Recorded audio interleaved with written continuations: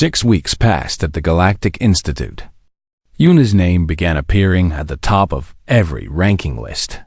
Her tactical analysis scores broke records that had stood for decades. Her xenolinguistics professor, a being made entirely of sound waves, called her the most gifted student he had ever taught. In combat theory, she predicted enemy movements 3 steps ahead. While other students struggled to think one move in advance, the other students began to whisper, "Who was this human? Where did she come from? How was someone from such a young species performing better than children of ancient civilizations?" Tarek heard the whispers too. They burned in his ears like acid. His people had conquered worlds. His father had commanded fleets. His bloodline stretched back 10,000 years to the firstborn who learned to kill. And now a soft, small creature from a primitive planet was making him look foolish. It was unacceptable. The first real attack came on a Tuesday. Yuna had been working on her research project for 3 weeks. It was an analysis of fleet movements during the Krikshale War, and it was brilliant. She had discovered patterns that military historians had missed for centuries. The project was stored on her personal datapad, backed up to her room's computer system. When she returned to her room that evening, everything was gone. Her datapad was empty. Her computer showed no files. 3 weeks of work had vanished like smoke. She knew immediately who had done it, but she had no proof. The Institute's security systems showed no unauthorized access to her room. Whoever had erased her files had done it cleverly, leaving no trace behind. Yuna sat in her empty room for a long time. Then she opened a new file and started again from the beginning. She finished the project in 4 days. It was even better than before. When she submitted it, Instructor Kovacs raised what remained of his eyebrows. "You completed 3 weeks of research in 4 days?" "I had to," Yuna said simply. Kovacs studied her face. He saw the dark circles under her eyes, the slight tremor in her hands from too much caffeine and too little sleep. He saw the determination that burned like a cold flame behind her calm expression. He knew about Tarek. Everyone knew about Tarek, but the Institute had rules. And the rules said that students must learn to solve their own problems. Intervention was weakness. Natural selection was the way. "Impressive work," Kovacs said finally. "Full marks." Yuna nodded and walked away. She did not smile. There was nothing to smile about. The attacks continued.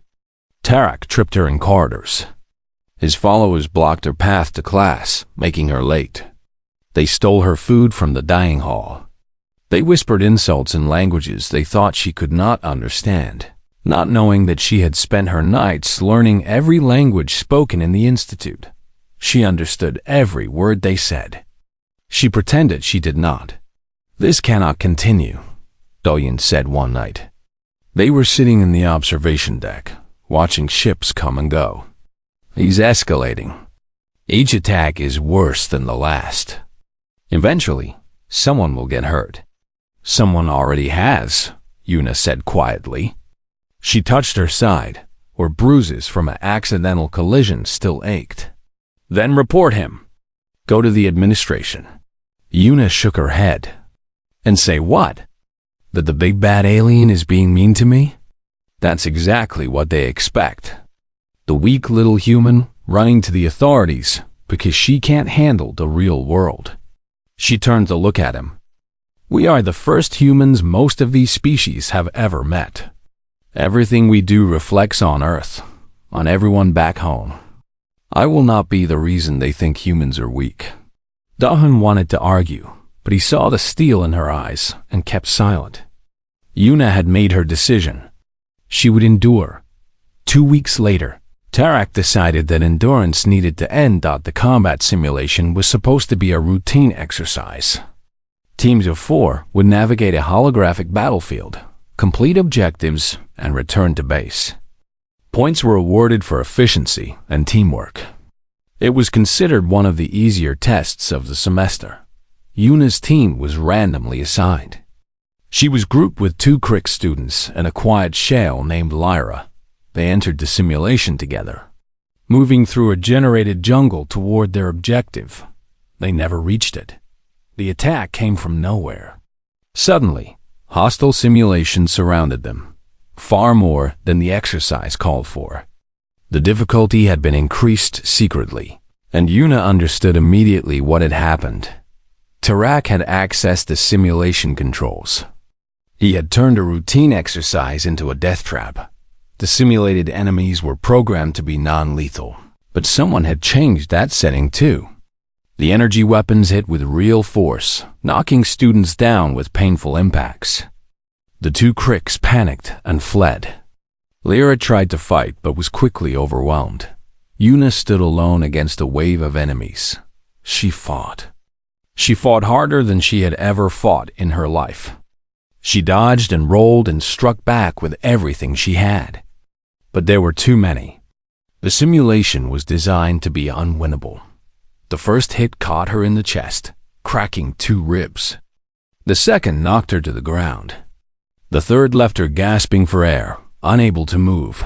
When the medical team finally arrived, they found her lying in the holographic jungle, bleeding from a cut on her head, struggling to breathe through the pain in her chest. Tarak watched from the observation room. He was smiling. The medical AI fixed Yuna's body in 3 hours. Her ribs were healed. Her cuts were closed. Her concussion was treated. But as she lay in the medical bay, staring at the ceiling, something changed inside her.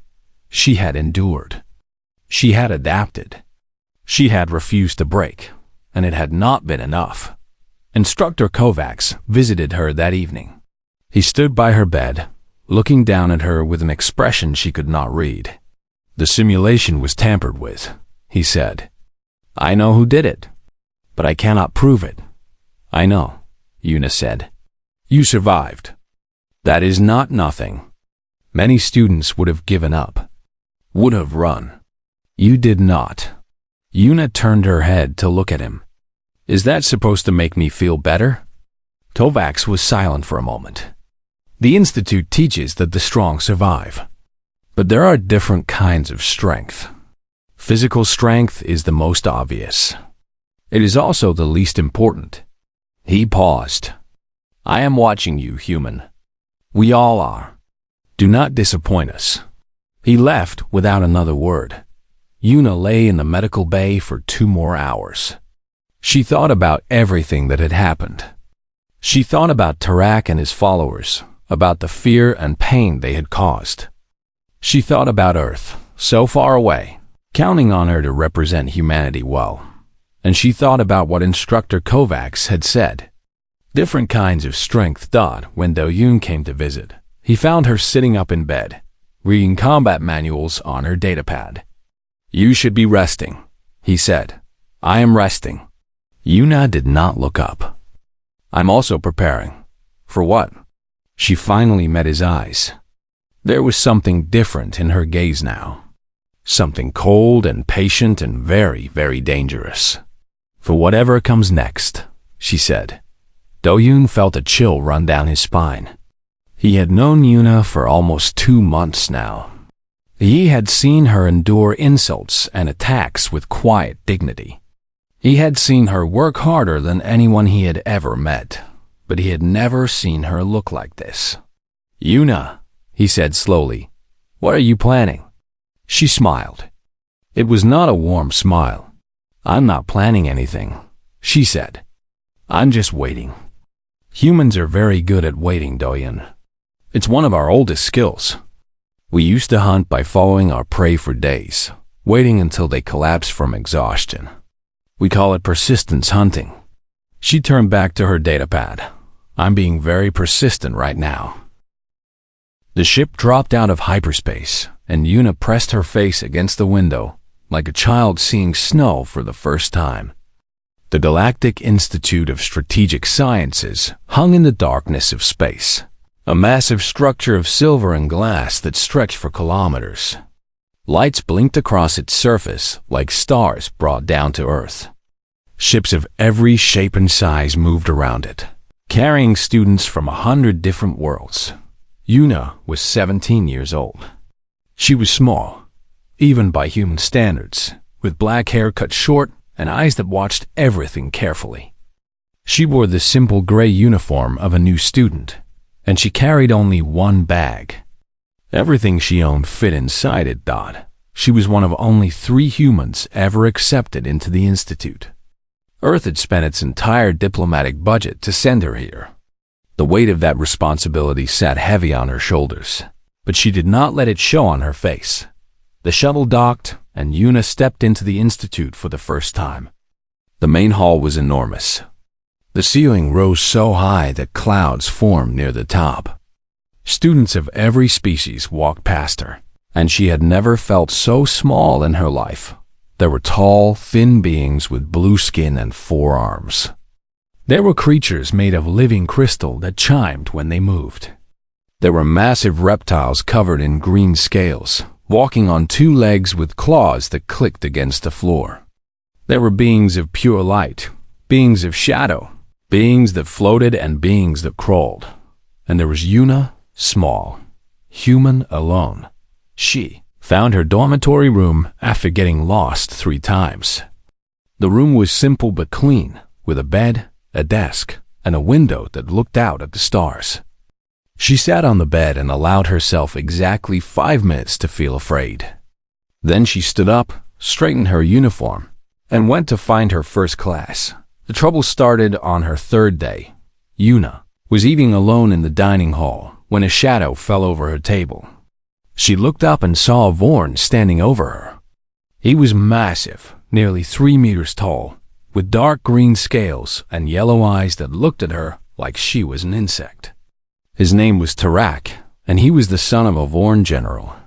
His species had conquered 12 star systems before joining the Galactic Compact. They believed in strength above all things. "You are the human," Tarak said. His voice was deep and rough, like stones grinding together. Yuna set down her eating utensils. "Yes, I have read about your species." Tarak's mouth twisted into what might have been a smile. "You come from a small planet. You have been among the stars for less than 200 years. You are soft. You are weak. You break easily." Other students were watching now. Yuna felt their eyes on her. Some looked curious. Some looked amused. None of them moved to help. "Your species conquered nothing," Tarak continued. "You were given a seat at the Galactic Compact out of pity. And now you come here, to our institute, and you think you belong." Yuna looked at him calmly. Her heart was beating fast, but she did not let her fear show. "I was accepted like everyone else. I passed the same tests." Tariq leaned down until his face was close to hers. His breath smelled like copper. "You do not belong here, little human. Remember that." He walked away, and his followers went with him. There were 4 of them. Another Vorn, 2 insectoid cricks with clicking mandibles, and a shale made of purple crystal. They laughed as they left, and the sound echoed through the dining hall. Yuna picked up her utensils and continued eating. Her hands did not shake that night. She met Do-hyun. He was the 2nd human at the Institute, a boy her age with a serious face and quiet eyes. He found her in the library, surrounded by datapads, studying the history of Vorn warfare. "Know your enemy," he said, sitting across from her. "Smart." Yuna looked up. "You're Do-hyun." "The other human." "There's a 3rd one, but she's in the advanced program. We won't see her much." He nodded at the datapads. "I see you've already met Tarak." He made sure to introduce himself. Do-hyun leaned back in his chair. His father conquered the Belric system, killed 2 billion people. The Vorn consider it a great victory. Tarak thinks he's continuing a proud tradition by terrorizing first-year students. And the instructors allow this? The Institute believes in natural selection. Do-hyun's voice was bitter. The strong survive. The weak learn or they leave. That's the philosophy. Una thought about this. Then we learn. We do more than learn. Do-Hyun leaned forward. We excel. We show them what humans can do. We don't fight back with fists, Una. We fight back by being better than them at everything. Over the following weeks, Una did exactly that. She studied harder than anyone else. She arrived first to every class and left last. She memorized tactical formations that took other students months to learn. She mastered 3 new languages. Her scores in xenolinguistics and strategic analysis climbed higher and higher until they surpassed even the senior students. The instructors noticed. Instructor Kovacs, a scarred veteran of the border wars with gray scales and missing fingers, watched her with growing interest. He had seen thousands of students pass through the institute. Most of them broke under pressure. This small human girl did not break. She adapted, but Tarek noticed too. And he was not pleased. The human thinks she is special, he said to his followers one evening. She thinks her little scores mean something. She needs to learn her place. The bullying grew worse.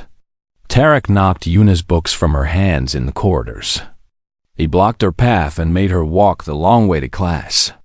His followers spread rumors that she had cheated, that humans had bribed their way into the institute, that she did not deserve to be there. Una endured it all in silence. Why don't you report him? Do-Hyun asked one night. There are rules against harassment. Because they're watching us, Una said. Her voice was calm, but her eyes were hard. Every species in this institute wants to know what humans do when we're pushed. If I report him, they'll call us weak. If I fight back, they'll call us violent. Either way, they'll use it against us. So what do you do? Una looked out the window at the stars. Somewhere out there was Earth, small and blue, and waiting to see if she would succeed or fail. I wait, she said. I learn. I get better. And when the time comes, I show them what humans really are. Do-Hyun did not ask what she meant. He was not sure he wanted to know. In her room that night, Una did something she had not done since arriving at the institute. She allowed herself to cry. Just for a few minutes. Just long enough to let the fear and loneliness out. Then she wiped her eyes, opened her books, and went back to studying. She had a lot of work to do. Una returned to classes the next day. Her ribs still ached when she breathed too deeply, but she walked with her back straight and her head high. She did not limp. She did not wince. She gave Tarek nothing. The other students noticed. They had expected her to break. They had expected tears, fear, withdrawal. They had expected the small human to run back to her room and hide. Instead, she sat in the front row of every class, answered every question perfectly, and acted as if nothing had happened. It was unsettling. A Crick student named Vex approached her in the library one evening. He was one of Tarek's followers, but he looked nervous now, uncertain. How are you still here? He asked quietly. After what happened in the simulation. After everything. How are you still here? Una looked up from her books. Where else would I go? Home. Back to your planet. Somewhere safe. There is nowhere safe, Una said. That is the first thing my father taught me. The universe is dangerous. Running does not make it less dangerous. It only means the danger catches you from behind. Vex stared at her for a long moment. Then he turned and walked away without another word. Una went back to her reading. The weeks passed. Una's scores continued to climb. She became the top student in tactical analysis, xenolinguistics, and strategic planning. She was second in combat theory, behind only a Vorn senior who had been studying for 5 years longer than her. Tarek grew more frustrated with each passing day. He had tried to break her, and she had refused to break. He had tried to scare her away, and she had stayed. He had shown her that he was stronger, and she had acted as if his strength meant nothing. It was an insult to everything he believed in. "The human mocks us," he said to his followers one night. "She walks around this institute like she owns it. She ignores our warnings. She disrespects the natural order." His claws flexed, leaving scratches on the table. "She needs to learn a final lesson." The opportunity came during the mid-semester assembly. All first-year students were required to attend. They gathered in the Great Hall, hundreds of them, representing every species in the Galactic Compact. Instructors lined the walls, observing. This was a formal occasion, governed by ancient traditions and strict protocols. Yuna stood near the back with Do-hyun. She was tired. She had been studying late every night, preparing for the upcoming exams. Her eyes burned and her head ached, but she kept her expression calm. She did not see Tarak approaching until he was already in front of her. The hall fell silent. Everyone turned to watch. Tarak stood at his full height, nearly a meter taller than her, his scales gleaming under the lights. His followers spread out behind him, blocking any escape. His yellow eyes burned with barely controlled rage. "Human," he said, his voice carrying through the silent hall. "You have insulted my people." Yuna blinked. "I have not spoken to you in weeks. Your existence is an insult." Tarak's voice grew louder. "You come from a primitive world. Your species has accomplished nothing. You have no great victories, no conquered enemies, no proud history of war. Yet you walk among us as if you are equal. You are not equal. You will never be equal." Yuna said nothing. She just watched him, her face unreadable. "I invoke the right of challenge," Tarak announced. "By the ancient laws of the Galactic Compact, I demand satisfaction. You will face me in formal combat. You will learn your place." A murmur rippled through the crowd. The right of challenge was an old tradition from the days before the Compact, when disputes between species were settled with blood. It was rarely used now, but it had never been abolished. The laws were clear. A formal challenge once issued could not be refused without forfeiting all honor and standing. Instructor Kovacs stepped forward. "Tarak, this is highly irregular. The difference in physical capability between your species and hers is not my concern," Tarak interrupted. "The challenge has been issued. By law, she must respond." Kovacs turned to Yuna. His scarred face showed something that might have been concern. "You can decline. You will lose your standing, but you will live." Yuna looked at him. Then she looked at the crowd, at the hundreds of faces watching her. She saw species from across the galaxy, all waiting to see what the human would do. She thought about Earth. She thought about everyone back home who had believed in her enough to send her here. She thought about her parents, who had sacrificed everything for her education. She thought about the future, about all the humans who would come after her, who would be judged by what she did in this moment. "I accept," she said. The crowd erupted. Voices shouted in a dozen languages. Some called for the fight to be stopped. Others cheered for blood.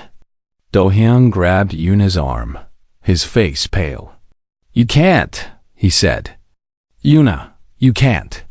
He'll kill you. Vorn are apex predators. They have armor, venom, claws. You have nothing." "I have everything I need," Yuna said quietly. Kovacs was arguing with the other instructors now, trying to find a way to stop the fight. He cited regulations, safety concerns, the unfair nature of the match. But the ancient laws were clear, and they could not be overturned. He had waited too long to intervene. Now it was too late. The fight was scheduled for the next day. That night, Yuna sat alone in her room. She did not study. She did not prepare. She simply sat by the window and looked at the stars. Do-hyun found her there hours later. He had spent the entire evening searching for legal loopholes, medical exceptions, anything that could cancel the fight. He had found nothing. There has to be another way, he said. There isn't. Then run. Leave the Institute. Go home. Yuna shook her head. If I run, humanity runs. If I hide, humanity hides. We will be known as the species that fled from a challenge. No one will respect us. No one will take us seriously. We will spend the next century trying to overcome that reputation. At least you would be alive. Living as a coward is not living. Yuna finally turned to face him. Do-yun, do you know why humans survived on Earth? We were not the strongest. We were not the fastest. We had no claws, no venom, no armor. We should have died out millions of years ago. But you didn't. No, we didn't. She smiled slightly. Because we had something better than strength. We had persistence. We had endurance. We could chase prey until it collapsed. We could survive wounds that would kill other creatures. We could keep going when everything told us to stop. She stood up and looked out at the stars one more time. Tarek thinks this fight will be over quickly. He thinks his strength will end it in seconds. He's wrong. Her voice was calm, certain. This fight will last as long as I want it to last. And I can last a very, very long time. Do-hyun stared at her. He wanted to argue, to convince her that this was suicide, that there had to be another way. But looking at her now, standing in the starlight with that cold fire in her eyes, he realized something. She was not afraid. She had never been afraid. She had been waiting. What do you need me to do? He asked. Yuna smiled, and for the first time, it reached her eyes. Watch. Remember. Tell them what you see. She turned back to the window. Tomorrow, the galaxy learns what humans really are. The arena was full. Every seat was taken. Students pressed against the walls, stood in the aisles, crowded onto balconies. Holofeeds broadcast the event across the galaxy. Billions of beings on thousands of worlds watched their screens, waiting to see a human face of Warren in formal combat. The betting markets had opened an hour before. The odds against Yuna were 1,000 to 1. Nobody expected her to survive. Tarek entered first. He walked through the main gate like a conquering hero, his ceremonial armor gleaming. The armor was ancient, passed down through his family for generations, worn by warriors who had conquered worlds. His claws were polished and sharp. His scales had been oiled until they shone like dark emeralds. He raised his arms, and his supporters roared their approval. Then Yuna entered. She wore only the standard training suit, thin gray fabric that covered her body without offering any protection. No armor. No weapons except for the ceremonial blade that the rules required both fighters to carry. She looked small, fragile, impossibly vulnerable. The arena fell silent. Yuna walked to the center of the fighting circle and stopped. She looked up at Tarek, who towered over her like a mountain. Her face showed no fear, no anxiety, no emotion at all. Tarek laughed. You come to your death dressed for exercise? Do humans not have armor? I don't need armor, Yuna said. The laughter died in his throat. Something in her voice made him pause. But he pushed the feeling aside. She was bluffing. She had to be bluffing. The ceremonial gong sounded. The fight began. Tarek charged immediately, covering the distance between them in 3 massive strides. His clawed hand swept through the air where Yuna's head had been a moment before. She was not there.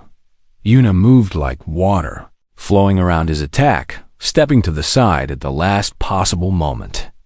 Tarek spun, slashing with his other hand, and again she was already moving, already elsewhere. The crowd murmured.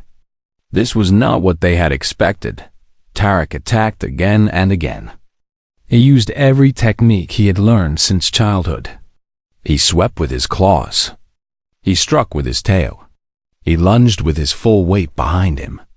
Each time, Yuna slipped away at the last instant, never quite where he expected her to be. She was not fighting back. She was not even trying to hurt him. She was simply avoiding. "Stand still," Tarek roared. "Face me like a warrior."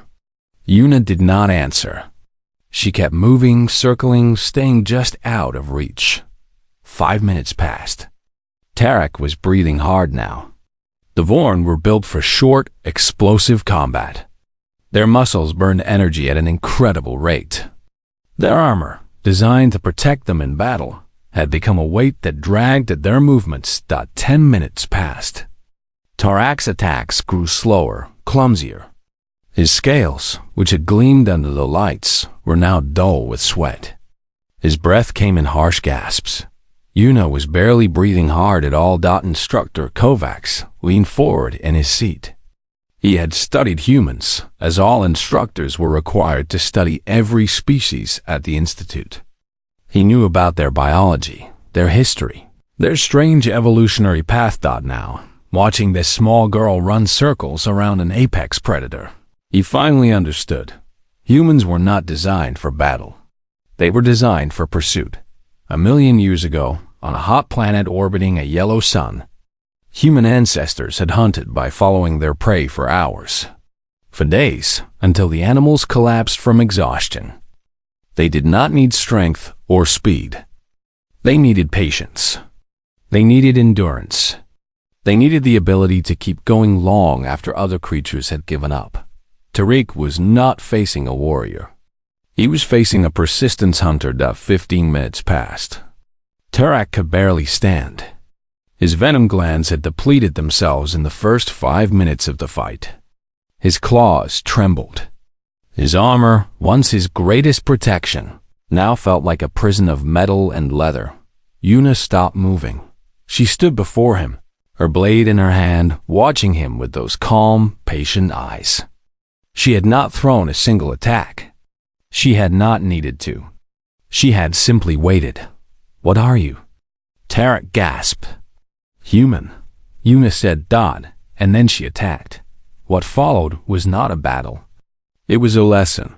Yuna moved faster now, sharp and precise, and she knew exactly where to strike.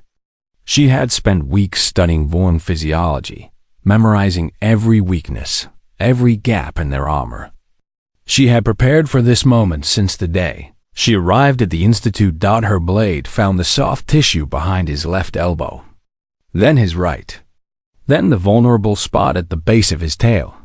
Not killing blows, not even crippling blows, just pain, just proof.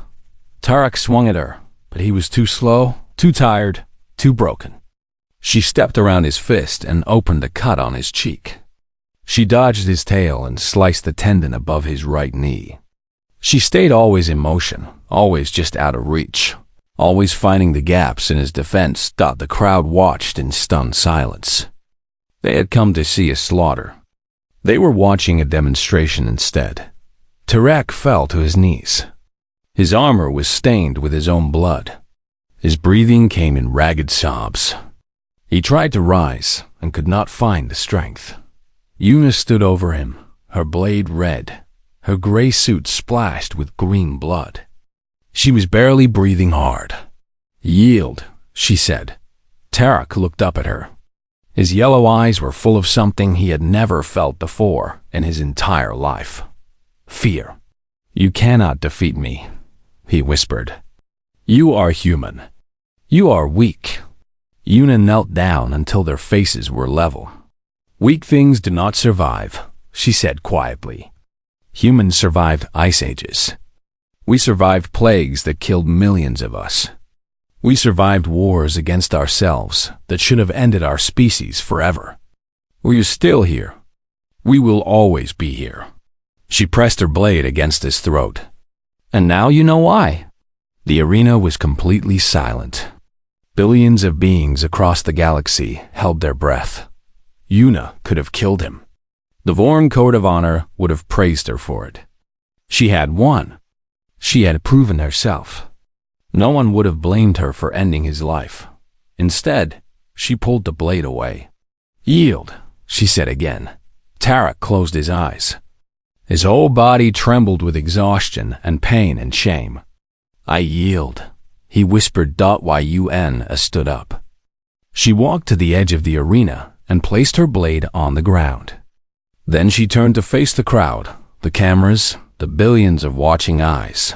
She did not smile. She did not boast. She did not raise her arms in victory. She just looked at them all with those calm, patient human eyes, and then she turned and walked out of the arena, leaving the greatest warrior of the Vorn Dominion bleeding on the floor behind her. The galaxy had asked what humans were. Now it knew. The galaxy did not stop talking about Yuna for weeks. Military analysts on 100 worlds studied the footage of the fight. They slowed it down, frame by frame, examining every movement she had made. They wrote papers about human persistence hunting. They revised their threat assessments of the human species upward by several orders of magnitude. Politicians debated what this meant for humanity's standing in the Galactic Compact. Some argued that humans were dangerous and should be monitored carefully. Others said they were valuable allies who should be cultivated. A few suggested that maybe, just maybe, the galaxy had underestimated the small, soft creatures from the third planet of an unremarkable yellow sun. But at the Galactic Institute of Strategic Sciences, life continued. Yuna returned to her classes the day after the fight. She sat in the front row, as always. She answered questions, as always. She acted as if nothing special had happened. The other students treated her differently now. They stepped aside when she walked through the corridors. They lowered their voices when she entered a room. Not from fear, exactly. From respect. Instructor Kovacs called her to his office 3 days after the fight. His office was small and cluttered with the souvenirs of a long military career. Weapons from species that no longer existed. Medals from wars that had been forgotten. Scars that told stories he never shared. He gestured for her to sit. She did. "I owe you an apology," he said. Yuna waited. "I knew what Tarek was doing," Kovacs continued. "I knew he was targeting you. I knew the abuse was escalating. I did nothing." He looked at her with his ancient, tired eyes. "The Institute teaches that students must solve their own problems. That intervention is weakness. I believed that. I was wrong." "You are completely wrong," Yuna said. "If you had protected me, I would never have had the chance to prove myself. The galaxy would still see humans as creatures who need to be sheltered. And now?" Yuna smiled slightly. "Now they know we can shelter ourselves." Kovacs was quiet for a long moment. Then he nodded slowly. "You are a remarkable young woman, Yuna. I have taught thousands of students over my lifetime. Very few have surprised me. You have surprised me." "I'm not special," Yuna said. "I'm just human. We all have this inside us. Persistence, patience, the ability to keep going when everything tells us to stop. I just remembered what my ancestors knew." Kovacs leaned back in his chair. "What happens now? Tarek still has allies. His family is powerful. There may be retaliation." "There won't be," Yuna said. "I'm going to visit him today." The medical bay was quiet when Yuna arrived. Tarek lay in a recovery bed, his wounds healing slowly under the care of the medical AI. His armor had been removed. Without it, he looked smaller, younger, almost vulnerable. He saw her enter and tensed, his eyes widening with something that might have been fear. Yuna pulled a chair to his bedside and sat down. For a long moment, she just looked at him. "Why are you here?" Tarek finally asked. His voice was rough, broken. "To finish what we started." He flinched. "If you've come to kill me, I didn't come to kill you." Yuna folded her hands in her lap. "I came to offer you a choice." "What choice?" "You can spend the rest of your time at this institute hating me. You can plot revenge. You can gather your allies and try again to break me." She paused. Or you can learn. Tarak stared at her. Learn what? Everything you got wrong. Yuna leaned forward. You thought strength meant being able to hurt others. You thought power meant making others afraid. You thought your species was superior because you conquered worlds with violence. She shook her head. You were wrong about all of it. Then what is strength? Tarak asked. Despite himself, he sounded curious. Strength is getting back up. Strength is refusing to break. Strength is taking the worst someone can throw at you and still choosing to be better than they are.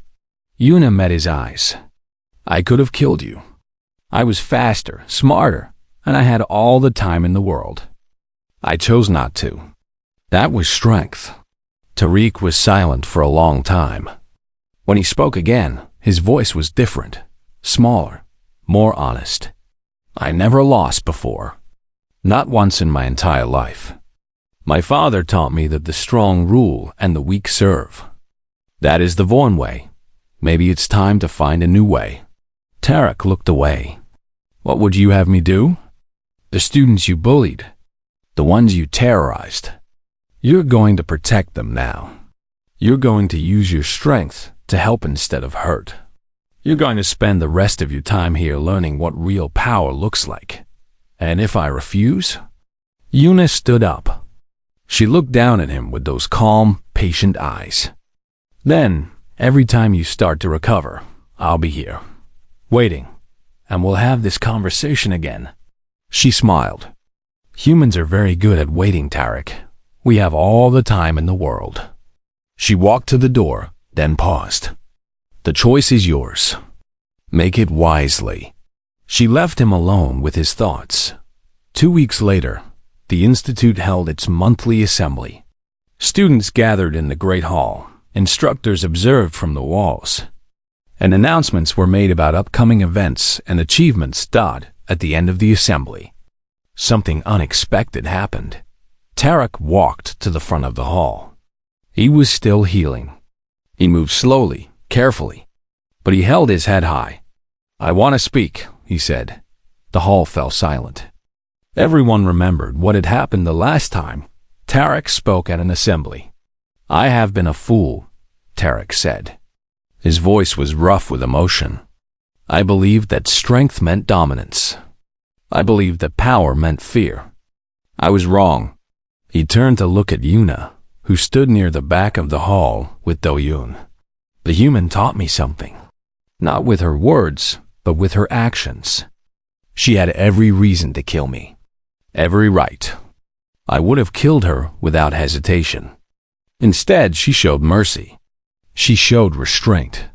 She showed true strength. He faced the crowd again. From this day forward, I will protect any student who faces the kind of treatment I gave to others. I will use my strength to help, not to harm. I will try to be worthy of the mercy I was shown. He bowed his head. I am sorry for what I did. I will spend the rest of my life trying to make it right. The hall was silent. Then, slowly, Instructor Kovacs began to clap. Other instructors joined him. Students followed. Within moments, the entire hall was applauding. Yuna did not applaud. She just smiled. That night, she sat on the observation deck with Do-yoon, watching the stars. You did it, Do-yoon said. You actually did it. You changed everything. Not everything. Yuna shook her head. Just one person. One bully. One moment. The real change will take generations, but it starts here. Yes, Yuna looked at the stars. Somewhere out there, Earth was spinning around its yellow sun, waiting to hear about its children among the stars. It starts here, with us, with what we choose to do with our time, our strength, our patience. Do-hyun followed her gaze. Do you think we'll ever really belong out here? Among all these ancient species with their 1,000-year histories? Yuna was quiet for a moment.